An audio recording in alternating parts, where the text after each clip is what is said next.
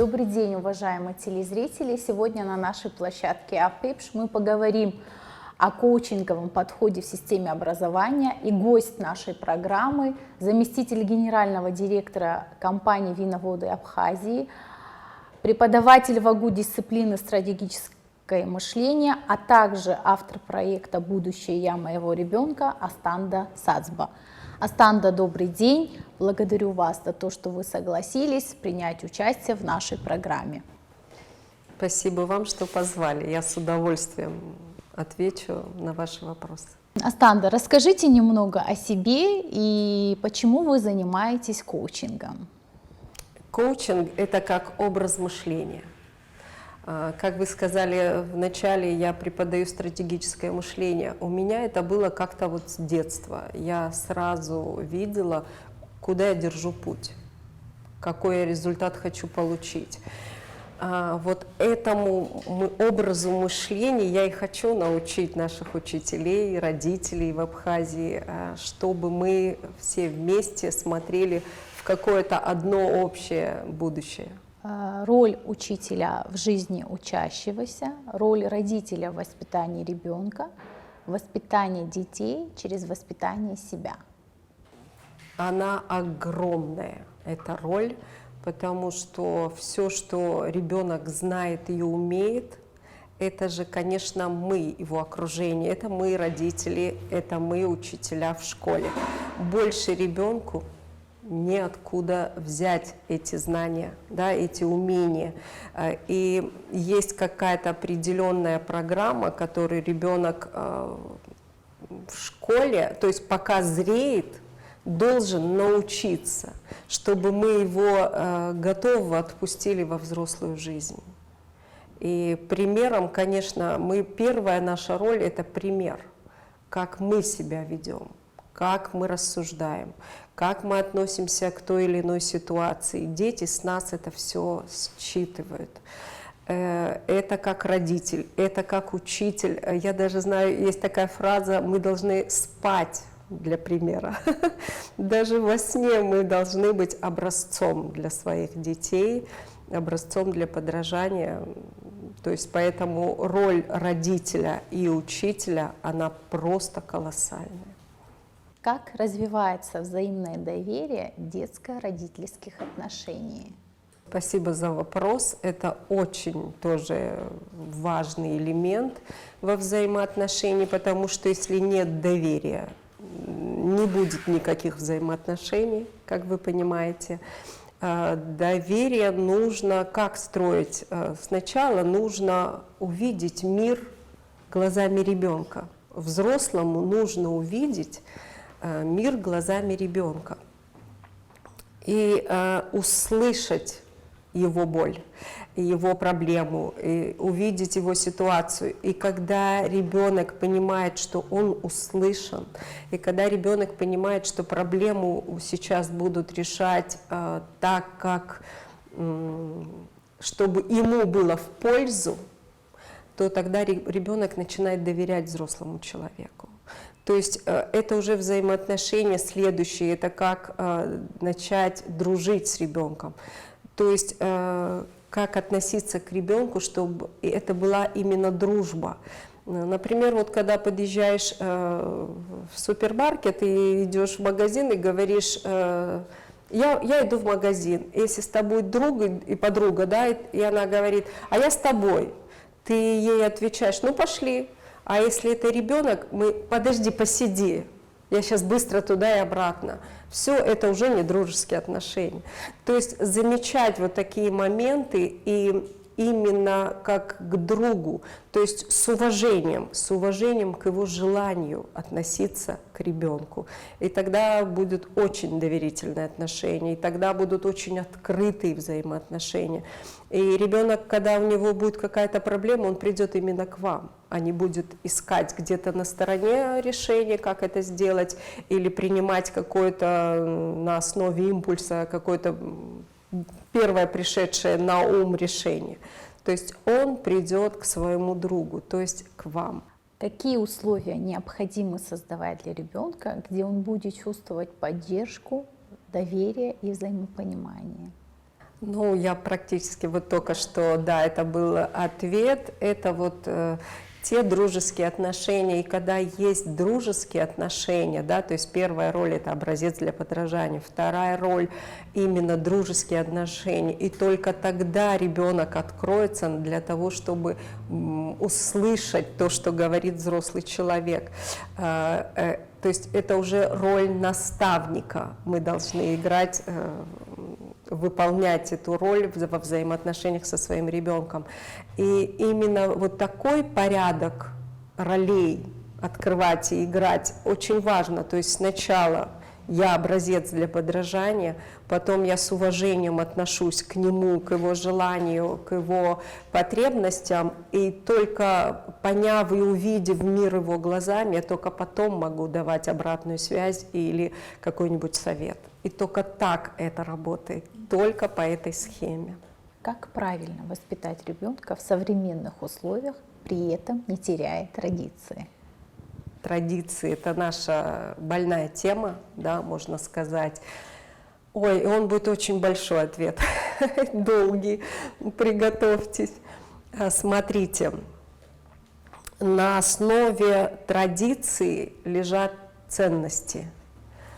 Когда мы сегодня говорим ребенку: сделай так, сделай вот так, или ты не там стоишь, ты не так сел, мы говорим о уровне действия. И это не ценности. То есть мы потеряли смысл, почему надо было делать именно так. И мы цепляемся к действию, а не к ценности. То есть наши поступки всегда должны быть продиктованы именно нашими ценностями, а не каким-то импульсом, а не желанием, то, что хотят от нас увидеть и услышать другие люди, не ожиданиями, понимаете? То есть важный момент, еще раз хочу повторить, чтобы наши поступки были продиктованы именно ценностями. Когда мы говорим, мы должны оставить бхашароп, это нас топит, это не воспитает самостоятельного ребенка с мышлением, коучинговым мышлением, у ребенка, которого есть свое мышление, абсолютно отличное от других. И мы должны это приветствовать. Я не говорю, что ребенок должен быть, я сказал и точка, да, он должен иметь свое мышление, но он должен еще и прислушиваться к другим мнениям. И должен уметь соединить то, как видит он мир и как видит другой мир. И мы будем получать синергетическое взаимодействие. Это когда 1 + 1 — это 10, это не 2. Это не уступки, это не 1,5, а именно 10, понимаете? То есть, и поэтому мы должны воспитывать именно независимое мышление и именно продиктованное ценностями, а не бхашароп. Вот. И еще смотрите, что я хочу сказать по поводу традиции. Если мы вернем смысл, тот смысл, который изначально закладывался, мы должны это вернуть. Во-первых, это нам даст силы дальше развиваться. Как говорит мной глубоко уважаемый Олег Несторович Домени, то есть в мире, когда мы говорим «кто мы», мы говорим «я абхаз». Да? То есть за этим должно стоять вот именно наши традиции, вот именно наш смысл, ценности наши. А не сказал, сделал, понимаете? А не там стоишь, не тут стоишь. Что за этим стоял? Для чего я должен именно здесь стоять? И для чего именно так надо стоять?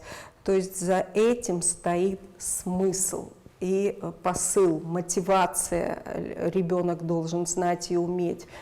И еще я хочу здесь сказать такой момент. Мы сейчас все ударились сохранить язык. Это очень важный момент, я с этим не спорю. Но мы почему-то упускаем наш культурный код, то есть поведение, да, которое основано на наших ценностях. Вот. Это должно быть совместно. Я лично хочу каждый раз, чтобы в моем окружении, чтобы я встречалась с такими людьми, и в моем окружении их было большинство, ну пусть говорящих на абхазском, но больше воспитанных по-абхазски. Псола ядзо, псола схамья пузго. Вот таких людей я хочу видеть в своем окружении. А это уважение, это ценности, это смысл, это мотив. Вот что должно быть в воспитании. Я к коучингу пришла в 40 лет, но я так жила всю свою жизнь, меня так воспитали. И поэтому коучинг — это где-то я увидела связь с нашими традициями, что это как раз-таки в этом есть наша апсора. И я поэтому захотела начать это декларировать именно вот в образе воспитания, чтобы об этом знал каждый родитель, чтобы об этом знал каждый педагог в Абхазии. Устаревших установок и правил общества. Я думаю, их много. И мы с этим сталкиваемся каждый день, особенно когда мы возмущаемся, почему я должен это сделать. То есть раз мы не видим смысла за этим, то это надо оставлять. А если есть за этим смысл, и он особенно еще и глубокий, то это надо сохранить. Мне нравится то, что у нас есть взаимоподдержка и семейные кланы. Мне это очень нравится, и мне кажется, это то, что нужно нам сохранить. А что оставить? Ну, я сейчас не готова это перечислить, но их список очень большой. Ну да. Обучение педагогов как эффективных наблюдателей, работа с осознанностью педагога. Большая тема, которой вот и наш министр, да, вот придерживается этому, за что ему большое спасибо. Министр образования и просвещения. Смотрите, почему важно, чтобы педагог был осознанным. Он должен вести урок, который 45 минут. Это один урок, но он должен вести ребенка с детства во взрослую жизнь. Это целая стратегия, да?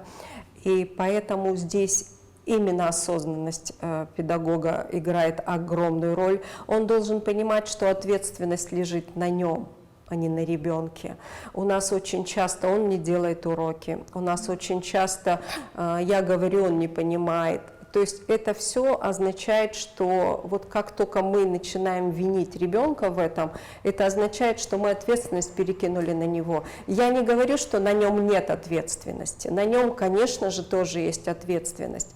Но в первую очередь и большую часть ответственности, чем меньше ребенок, да, вот, несет педагог ответственность. Я здесь хотела бы рассказать про Энн Салливан. Была такая женщина-педагог, которая работала с глухой и слепой девочкой, которая смогла так достучаться до ребенка, что впоследствии ребенок стал преподавателем в университете и стала писательницей. Понимаете, когда учителя говорят, он меня не слушает, мне хочется каждому учителю рассказать про Энн Салливан, потому что у нее не было возможности «послушай, как я говорю», «повторяй за мной». У нее не было такой возможности, и она все равно достучалась до ребенка. Она, если бы сказала, ой, эта девочка меня не слышит, ой, эта девочка меня не видит, и если бы она это оставила бы, то из этого ребенка никогда не получился бы ни писатель, ни тем более педагог университета. Можете в интернете почитать, это очень интересная история, и это тот самый важный момент, мои дорогие учителя и родители. Представляете, если у Энн Салливан не было возможности сказать, повтори за мной, слушай и делай, как я, а у вас эта возможность есть. И слава Богу. И воспользуйтесь этим моментом. Как вы видите будущее детей и общества нашей страны? Напутствие. Напутствие.